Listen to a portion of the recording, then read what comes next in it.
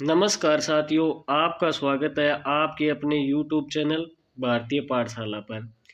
कुछ पिछले दिनों में हमारी राजनीति विज्ञान की क्लास नियमित नहीं हो पाई, जिसका कोई निजी कारण था। आज से हमारी राजनीति विज्ञान की क्लास नियमित रूप से होगी। हम पिछले अध्याय में चर्चा कर चुके हैं, यानी अध्याय नंबर 5 समकालीन विश्व में सुरक्षा में चर्चा की थी हमने। सुरक्षा की पारंपरिक धारणा, सुरक्षा का अर्थ, सुरक्षा की अपारंपरिक धारणा, उसके बारे में चर्चा की थी।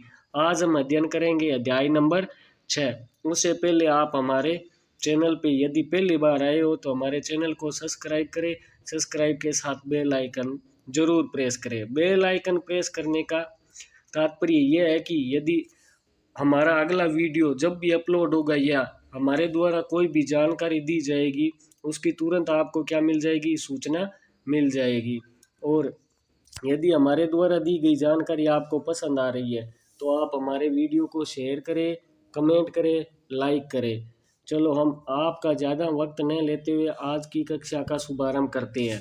हम अध्ययन करेंगे अध्याय नंबर 6, यानी पर्यावरण एवं प्राकृतिक संसाधन के बारे में पढ़ेंगे। उसमें हम पर्यावरण के शब्द अर्थ किससे मिलकर बना है उसके बारे में, उसका अर्थ क्या है, परिभाषा क्या है, शब्द किसने दिया, उसके बारे में जानकारी हासिल करेंगे। उसके बाद हम अध्ययन करेंगे प्राकृतिक संसाधनों के बारे में, यानी प्राकृतिक संसाधन कौन कौन से है, प्राकृतिक प्राकृतिक संसाधनों का निर्माण किस प्रकार हुआ है, उनके बारे में चर्चा करेंगे। चलो पर्यावरण के बारे में जानते हैं। हम पहले पर्यावरण शब्द को जान लेते हैं। पर्यावरण शब्द है वो दो शब्दों से मिलकर बना है, परि प्लस आवरण, यानी पर्यावरण है वो दो शब्दों से मिलकर बना है। परि और आवरण शब्द के योग से मिलकर बना है। परि का अर्थ होता है चारों ओर, यानी हमारे चारों ओर जो जो भी संसाधन उपलब्ध है या जो भी वस्तु उपलब्ध है वो क्या है, परि है।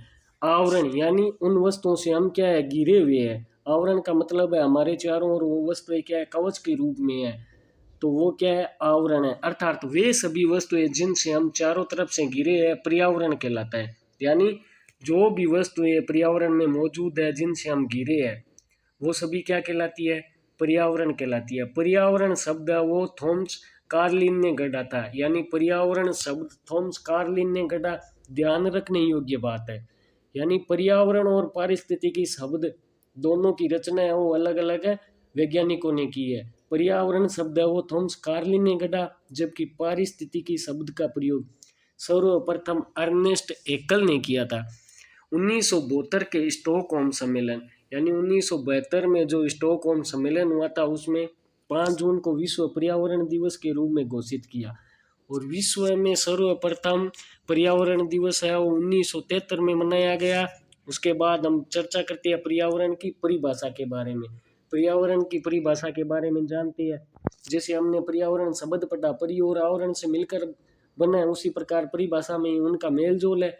हमारे चारों तरफ की वे सभी वस्तुएं, यानी हमारे चारों ओर जो वस्तुएं स्थित है जिससे हम घिरे हैं, जो हमारे जीवन को तथा कामों को प्रत्यक्ष प्रत्यक्ष यानी देख सकते हैं, अप्रत्यक्ष यानी जिनको हम नहीं देख सकते। जैसे हम वायु को नहीं देख सकते हैं, पेड़ पौधों को देख सकते हैं, जानवरों को देख सकते हैं।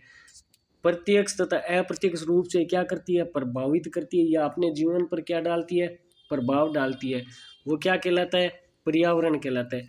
जैसे नीचे कुछ डायग्राम के माध्यम से समझाने का प्रयास किया गया है। जैसे ये मानव है, मानव यानी अपने आप को समझो, ये क्या है, अपने आप यानी हम है, खुद है, स्वयं है। हमें क्या मिल रहा है, सूर्य का प्रकाश मिल रहा है। ऊपर देखो हमारे चारों ओर जो वस्तु है उनमें सूर्य भी है एक, उनसे हमें क्या प्राप्त हो रहा है, प्रकाश प्राप्त हो रहा है। साइड में पेड़ का डायग्राम दे रखा है, पेड़ से हमें क्या प्राप्त होती है, ऑक्सीजन प्राप्त होती है। और साइड में जानवर का चित्र दे रखा है। ये मत समझो कि कुत्ते का चित्र दे रखा है, कुत्ते का नहीं, जानवर का चित्र समझो। जानवर में गाय, भैंस, बिल्ली, कुत्ता सभी आ सकती है। यानी जिस प्रकार हम जानवरों को पालतू बनाते हैं, अपने घर में दूध के लिए गाय भैंस का पशुपालन करते हैं, तो क्या है, हमारे चारों ओर की वस्तुएं हैं। साइड में क्या दे रखा है, पक्षी का चित्र दे रखा है। यानी कुएं को मत समझो, ये क्या है, एक पक्षी है। प्राचीन समय में भी पक्षियों का क्या किया जाता था, उपयोग किया जाता था, यानी संदेश वाहक के रूप में पक्षियों का प्रयोग किया जाता था। और ऊपर जो ये मोबाइल दे रखा है उसके बारे में तो आप सभी परिचित है ही, यानी दैनिक जीवन में क्या हो रहा है, क्या घटनाएं घट रही है, दूर बैठे कोई व्यक्ति से हम बात कर सकते हैं। ये क्या है, वस्तुएं हैं जो हमारे जीवन में क्या डालती है, प्रभाव डालती है। अब बात करते हैं हम प्राकृतिक संसाधन के बारे में। प्राकृतिक संसाधन क्या होते हैं, इनका निर्माण किन से हुआ है। वे संसाधन जिनका निर्माण प्रकृति ने किया है, यानी वे सभी संसाधन जिनका निर्माण किसने किया, प्रकृति ने किया है, वो क्या है, प्राकृतिक संसाधन है। यानी मानव की जरूरतों को पूरा करने के लिए कुछ प्रकृति ने संसाधनों का निर्माण किया, वही क्या कहलाते हैं, प्राकृतिक संसाधन कहलाते हैं। इन संसाधनों को बनाने में मानव का क्या नहीं है, कोई योगदान नहीं है, प्राकृतिक संसाधन कहलाते हैं। यानी वे संसाधन जिनका निर्माण प्रकृति ने किया तथा मानव की जरूरतों को पूरा करने के लिए किया है, इन संसाधनों को बनाने में मानव का कोई योगदान नहीं होता है, वो क्या कहलाते हैं, प्राकृतिक संसाधन कहलाते हैं।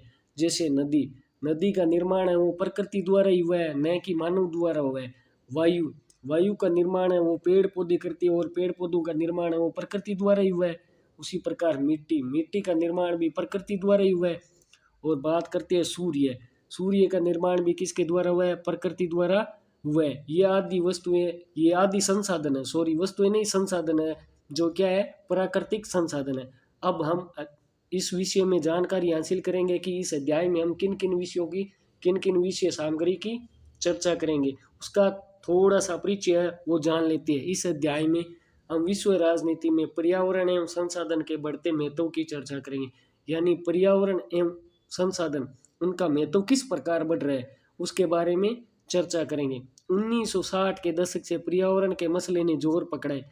यानी 1960 के दशक से पर्यावरण के मसले ने जो जोर पकड़ा है, उसके बारे में, उसके संबंध के बारे में कुछ महत्वपूर्ण जानकारी है, उनकी हम चर्चा करेंगे।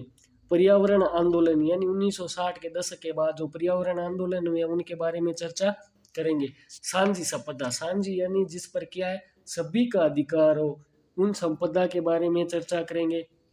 सांझी विरासत, बात करते हैं सांझी विरासत, यानी जो सभी की विरासत है, सांझी विरासत, उसके बारे में चर्चा करेंगे। एवं पर्यावरण से जुड़ी बहसों में भारत ने किसका पक्ष लिया, इसके बारे में चर्चा करेंगे।